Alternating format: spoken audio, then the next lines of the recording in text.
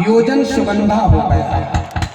योजन सुगंधा जहां से निकल जाती थी तो एक योजन तक सुगंध फैलती थी।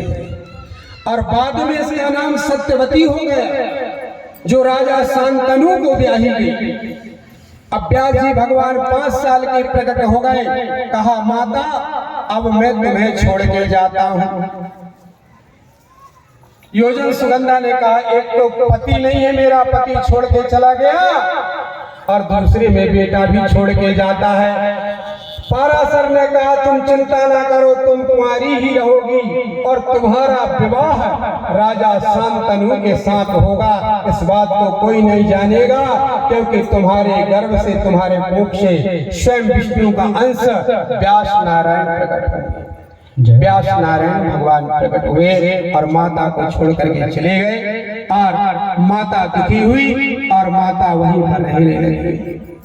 राजा शांतनु के साथ विवाह हो गया, राजघराने में रानी बन गई।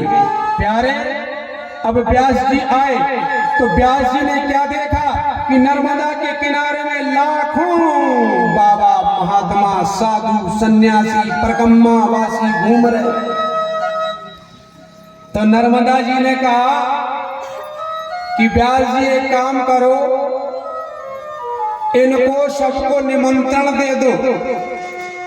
जितने बाबा हैं, जितने परिक्रमा वासी हैं, ऋषि मुनि हैं, सबको निमंत्रण दे दो। ये सब लोग भंडारा करें। व्यास जी ने कहा, आपके यहाँ क्या भंडारा करेंगे, आपके यहाँ तो जल ही जल है। तो मैया ने कहा, मेरे जल में वो ताकत है कि 56 प्रकार के व्यंजन फैल हो जाएंगे, मेरे जल में इतनी ताकत है। मैया ने साग, फूल, फल, नैवेद्य का इंतजाम किया और सभी ऋषि मुनि, महात्मा, साधु संतों को भोजन कराया।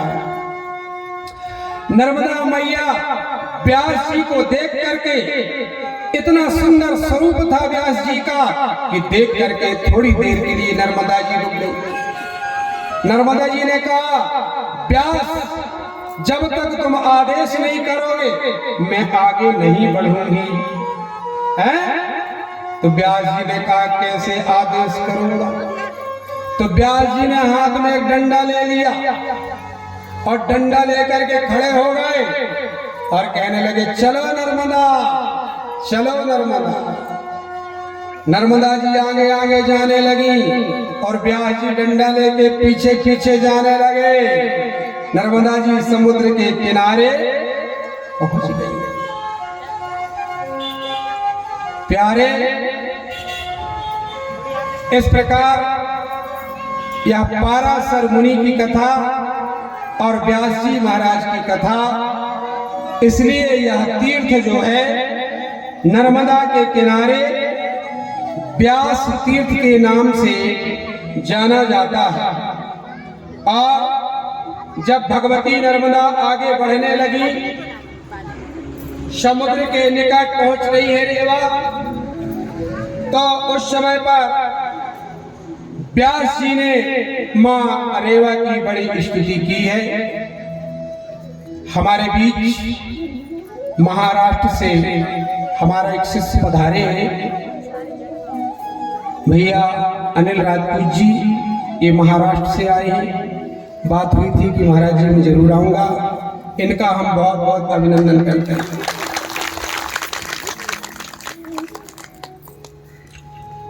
प्यारे, नर्मदा जी की स्तुति करने लगे और कहने लगे, जय भगवती देवी नमो बर जय, जय पाप विनाशनी बहुफल।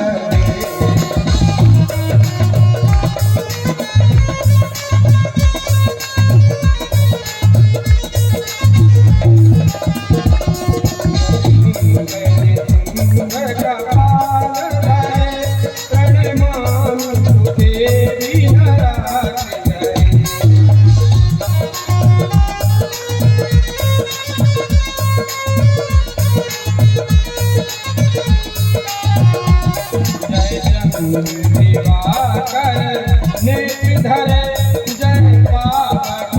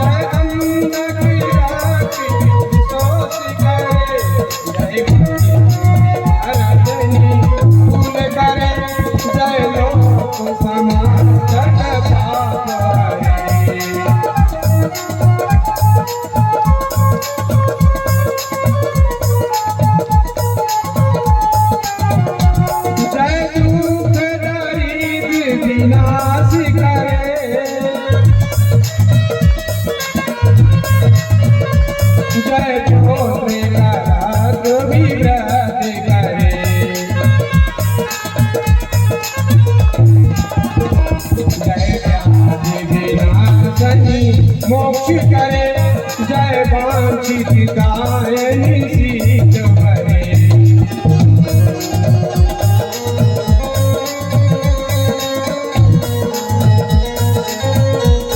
व्यास जी ने कहा कि हे देवी नर्मदा, आप जो है दुख और दारिद्र्य का विनाश करती हैं।